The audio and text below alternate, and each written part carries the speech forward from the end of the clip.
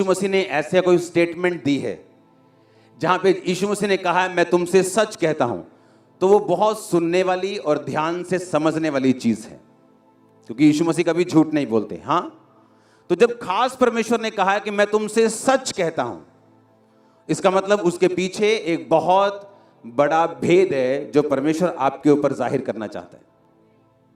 आमीन। उसने कहा मैं तुमसे सच कहता हूं, अगर कोई पहाड़ से कहे तो उखड़ जा और समुद्र में जा पड़, और अपने मन में संदेह ना करने वरन विश्वास करे कि जो कहता हूं हो जाएगा, उसके लिए वही होगा। आमीन। यीशु मसीह एक जगह जा रहे थे और रास्ते में यीशु मसीह को भूख लगी, और जब यीशु मसीह एक अंजीर के पेड़ के पत्तों को देखकर उसके पास गए और फल नहीं पाया, तो उस पेड़ को बोला आज से तेरा फल कोई ना खाए, और उस जगह से चले गए। और शाम को जब चेलों के साथ अगले दिन वापस आए तो वो पेड़ सूख चुका था, और चेले बहुत हैरान हुए कि प्रभु ये पेड़ सूख कैसे गया। तो जीसस ने कहा अगर तुम इस समुद्र को, पहाड़ को बोलोगे समुद्र में जा पड़, तो वो समुद्र में जा पड़ेगा। तुम्हारे शब्दों में इतनी पावर है। अब सुनो, वो पेड़ सुखाया क्यों परमेश्वर ने? क्योंकि बाइबल में लिखा कि फल का टाइम नहीं था। अगर किसी पेड़ में फल का टाइम नहीं है, मैं सर्दियों में आम के पेड़ के पास जाके बोलूं कि आम का पेड़ आम नहीं है तो सूख जा, तो गलती आम के पेड़ की नहीं, पर अंजीर का पेड़ धोखा दे रहा था। क्योंकि अंजीर के पेड़ के जब पत्ते आते हैं तो फल भी आता है। उसमें पत्ते तो थे पर फल नहीं था। जैसे कुछ लोग हालेलुया तो बड़ा ऊंचा बोलते हैं, पर दारू की बोतल अभी भी गाड़ी में रखी हुई। यहां पर हालेलुया तो बहुत ऊंचा बोलेंगे, लेकिन कल फिर अपने दुकान पे जाके चोरी करेंगे, फिर तेल चुराएंगे जिस घर पे ड्राइवरी करते हैं, फिर सीमेंट उठा के ले जाएंगे जहां पे वो ठेकेदारी करते हैं। इसका मतलब तुम्हारे पत्ते तो हैं पर तुम्हारा फल नहीं। तुम दिखाते तो हो तुम अंजीर के पेड़ हो, तुम क्रिश्चियन हो, पर क्रिश्चियन जैसा कोई फल तुम्हारे अंदर नहीं। लेकिन वो अलग टॉपिक है, बाद में बात करेंगे। जीसस ने कहा कि अगर तुम मुंह से कहोगे इस समुद्र को, पहाड़ को समुद्र में जा पड़, पहाड़ को उखड़ जा, तो वो उखड़ जाएगा अगर तुम संदेह नहीं करोगे तो। क्यों? बाइबल कहती जब परमेश्वर ने आपको बनाया तो परमेश्वर ने आपको अपनी समानता में बनाया। आप भूल जाओ यहां लाखों लोग बैठे हैं, आप सोचो आप अकेले हैं और मैं आपसे बात कर रहा हूं। जब परमेश्वर ने आपको बनाया तो परमेश्वर ने आपको अपनी समानता में बनाया। आप परमेश्वर के जैसा सृजे गए हैं और बनाए गए हैं। आपके अंदर सिर्फ ह्यूमन ऐसा है, इंसान ऐसा है जिसको परमेश्वर ने बोलने की ताकत दी है। दूसरे जानवर आपकी कॉपी कर सकते हैं, तोता आपके जैसे पापा पापा कर सकता है, लेकिन उसे सोचने समझने की और बोलने की शक्ति नहीं दी गई जो आपको दी गई है। किसी भी जानवर को बोलने की ताकत नहीं दी गई, वो आपको दी गई है, क्योंकि परमेश्वर ने सिर्फ आपको अपने जैसा बनाया। और एक बात को आप याद रखो कि प्रभु ने जो भी आप देखते हैं, टेंट, बांस, मेरा माइक, कपड़े, आपके घर, एनीथिंग जो आप देख सकते हैं, परमेश्वर ने अपने शब्दों के द्वारा बनाया है।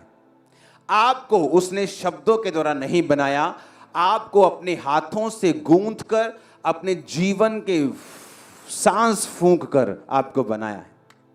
समझो मेरी बात। अब अगर परमेश्वर ने आपको अपने समान बनाया है कि जिस तरह जीसस ने कहा, यहोवा ने कहा उजाला हो जाए, समुद्र अलग हो जाए, पानी अलग हो जाए, पेड़ बन जाएं, जंतु बन जाएं, मछलियां बन जाएं, डायनासोर बन जाए, सब कुछ परमेश्वर ने अपने शब्दों से बनाया।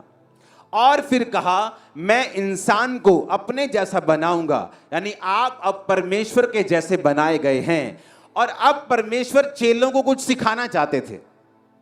परमेश्वर ने कहा चेलों को कि तुम ये जानते हो कि कल शाम को मैंने इस पेड़ को सूखने के लिए बोला था और आज सुबह ये सूख चुका है। आज सुबह मैंने बोला था, शाम को ये सूख चुका है। इतना ही फर्क था बस। तो परमेश्वर ने कहा जो कुछ तुम अपने मुंह से कहोगे वो पूरा होगा। लेकिन किसके लिए? यशायाह की उस आयत को पढ़ेंगे 57 उसकी 19 आयत। उसने कहा मैं मुंह के फल का सृजनहार हूं। यहोवा ने कहा जो दूर और निकट है दोनों को पूरी शांति मिले और मैं उनको चंगा करूंगा। यहोवा ने कहा मैं मुंह के फल का सृजनहार हूं।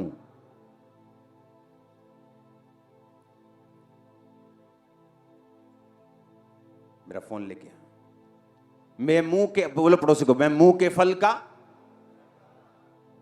सृजनहार हूं। इसका मतलब बता क्या है? यहोवा ने कहा मैं मुंह के फल का, मुंह के क्या? मैं तुम्हारे मुंह के फल का क्या हूं? सृजनहार हूं। इसको हम इब्रानी भाषा में भी मैं आपको पढ़ाऊंगा इसको अभी, क्योंकि मेरे पास इब्रानी भाषा की बाइबल है, मैं आपको उससे पढ़ाऊंगा अभी। अपने पड़ोसी को बोलो मैं मुंह के फल का सृजनहार हूं। आमीन।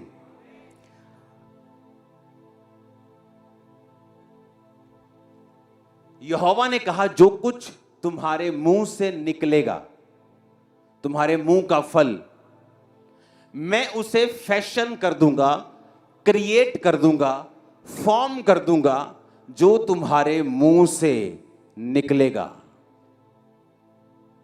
मेरा बच्चा बहुत शरारती है, कोई दुनिया की ताकत अब उसे शरारती होने से रोक नहीं सकती, क्योंकि वो आपके मुंह से निकल चुका है। मेरा बच्चा बहुत ढीठ है, अब वो ढीठ रहेगा क्योंकि आपके मुंह के फल को परमेश्वर सृज देंगे, क्रिएट कर देंगे, बना देंगे, उत्पत्ति कर देंगे, जो आपके मुंह से निकला है। मैं ऐसे लोगों को पर्सनली जानता हूं। इंटेलिजेंट नंबर 1, ईमानदार नंबर 1, लेकिन उनकी एक गंदी आदत थी, जब भी उनको कोई बिजनेस के बारे में पूछता था कैसा चल रहा है, चाहे अच्छा भी चल रहा हो, कहना ठीक है यार, मंदे है थोड़े, काम में लस्सी जा होया। कभी भी मैंने उनको फलवंत होते नहीं देखा उनके बिजनेस में। रीजन, यहोवा ने कहा मैं तुम्हारे मुंह के फल का सृजनहार हूं। तुम्हारे मुंह से जो निकलेगा मैं उसको सृज दूंगा, उत्पत्ति कर दूंगा, उसको बना दूंगा।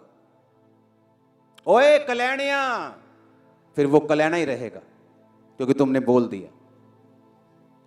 तुमने उस बेटे को कल्याणा बोल दिया, अब वो कल्याणा ही रहेगा, क्योंकि तुम नहीं जानते। परमेश्वर ने कहा अगर तुम इस समुद्र को भी कहो, पहाड़ को भी कहो समुद्र में लजा लग, समुद्र को सूखने के लिए बोलो, पहाड़ को उखड़ने के लिए बोलो, और संदेह ना करो, वो हो जाएगा। कैसे, मैं आपको बताता हूं। अगर जीसस ने कुछ कहा है अपने मुंह से तो वो वेरी वेरी पावरफुल है। हालेलुया।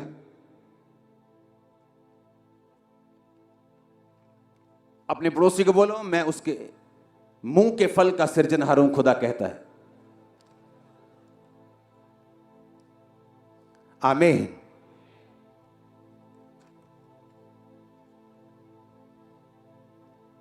नीति वचन 18:21, जीभ के वश में मृत्यु और जीवन दोनों होते हैं, जो कोई उनको काम में लाना जानता है वह उसका फल भोगेगा। कि जीभ के वश में क्या है? मौत और जीवन। एक औरत को बड़ा शौक था खुदा के दासों की सेवा करने का। जब वो रास्ते से निकलता था वो देखती थी कि ये इस रास्ते से निकलता है।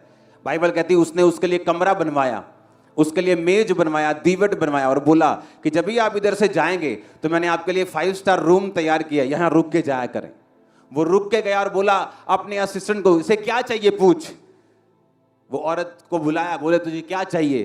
तेरे को राजा से तेरी बात करें, तेरी गवर्नमेंट में बात करें, कोई तेरे को फेवर चाहिए, कोई जगह चाहिए, कोई बता। कहती नहीं मुझे कुछ नहीं चाहिए, मैं अपने लोगों में रहती हूं, फाइनेंशियली ब्लेस्ड हूं।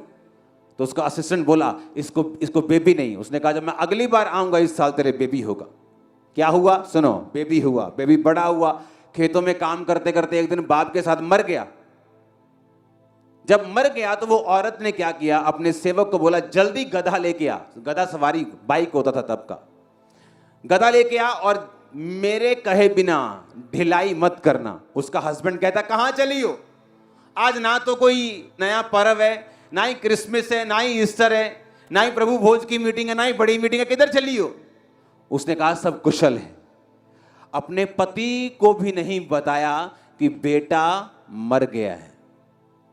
क्यों? उसे मालूम था अगर मैं बोल दूंगी मर गया है तो इसे कोई जिंदा नहीं कर सकता। वो गई, दौड़ के गई। अलीशा ऊपर बैठा पहाड़ के ऊपर, देखा नीचे कि भागी भागा कोई वही लेडी आ रही है, अपने चर्च की मेंबर आ रही है भागी भागी। जा पूछ के आ, सब कुशल से है? तेरा पति कुशल से? हाँ कुशल से। तेरा बच्चा कुशल से? हाँ कुशल से। उसे मालूम था जिसके पास जाके हल होना है उसी को बताऊंगी।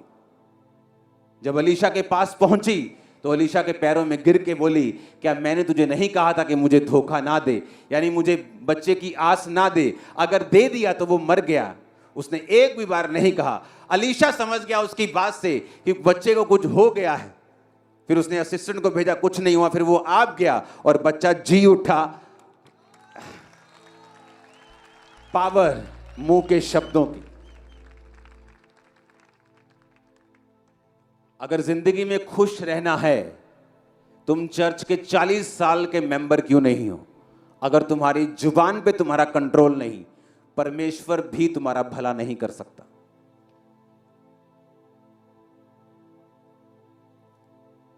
तुम मेहनती हो, ईमानदार हो, पवित्रताई में हो, अगर जुबान के गंदे हो, तुम बहुत बड़ी मुश्किल में हो। इंसान के 90% ट्रबल और मुश्किलें उसकी अपनी जुबान की देन होती है।